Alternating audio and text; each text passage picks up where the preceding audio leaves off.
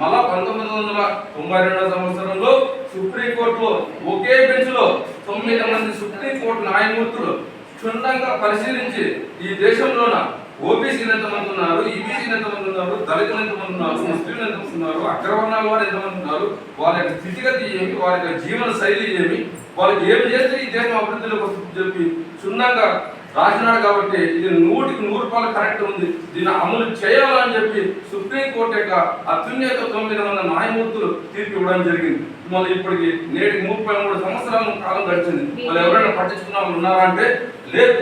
అది 2002 సంవత్సరం 3వ సంవత్సరం రాహుల్ గాంధీ గారు కొంతమంది చెప్పడం జరిగింది. ఏం చెప్పినారంటే కులగణన అనేది చేయాలన్నారు. అప్పుడు ఆయన బాధపడ్డాడు.